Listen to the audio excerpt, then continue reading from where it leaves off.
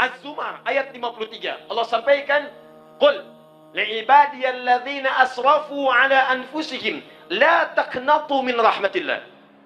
Pertama kata Allah, kalau rahmat diturunkan, dinaungkan pada kumpulan-kumpulan seseorang, maka yang pertama adalah ampunan dari semua dosa-dosa yang pernah dikerjakan.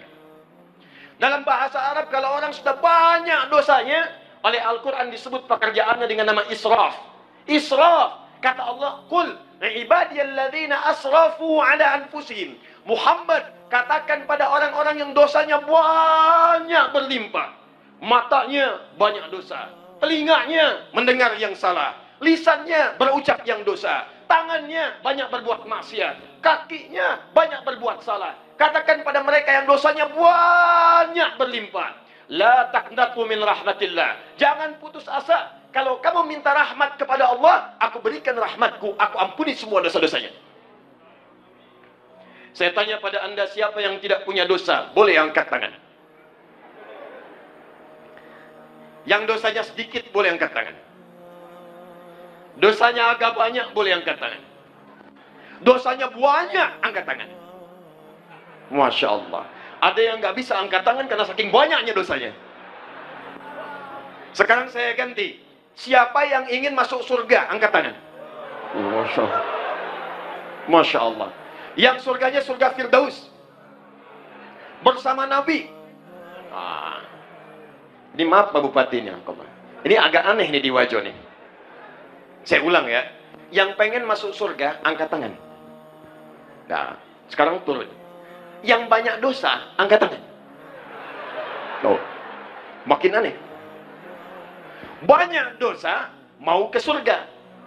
Dulu Nabi Adam nyicipin buah khuldi, dikit aja nyicipinnya. Salah, keluar dari surga. Antum ngaku banyak dosa, pengen ke surga. Pengen masuk. Bagaimana cara kita mendapatkan ampunan dari Allah supaya semua dosa-dosa tadi dihapuskan?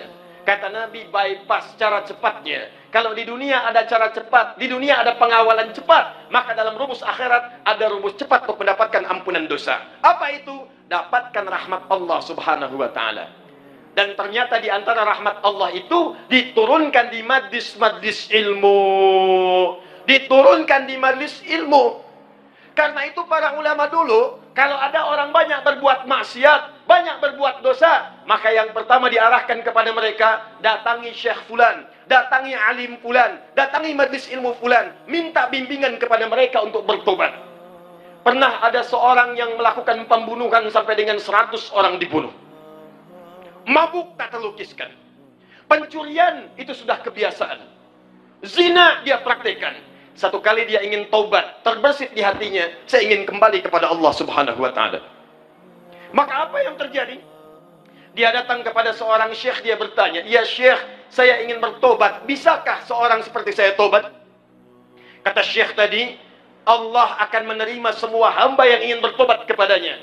Datang ke masjid fulan, datang ke majlis fulan, datangi guru fulan, minta bimbingan untuk bertobat kepadanya. Karena dia yang paling mampu untuk mengajari engkau. Ini adab dari para ustadz, adab para kiai, adab para alim, adab para guru. Jadi kalau kita bukan pakar di satu bidang, maka rujuklah kepada guru yang lain untuk mengajarkan. Ketika orang ini berangkat kepada majlis yang disebutkan, ternyata di tengah jalan, belum sampai ke tujuan, di pertengahan maut datang menjemputnya. Tiba-tiba wafat di pertengahan jalan. Tahukah Anda apa yang terjadi? Saat wafat itulah malaikat kemudian turun, tapi terkejut mendapat perintah dari Allah Subhanahu wa taala. Apa perintahnya?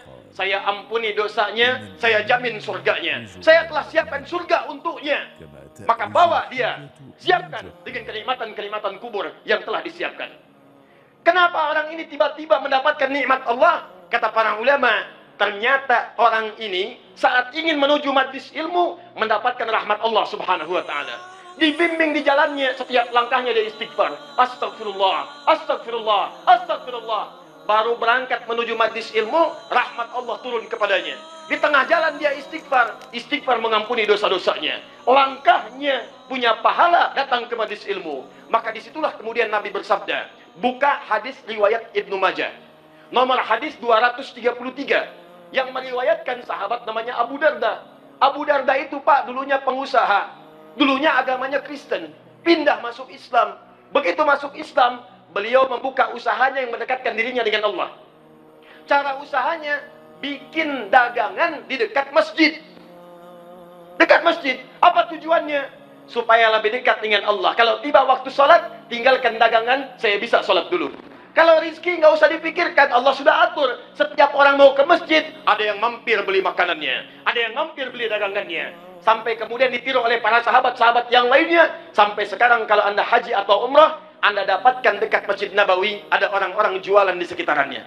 Itu yang pertama kali jualan, namanya Abu Darda. Meriwayatkan hadis dari Nabi, apa bunyinya?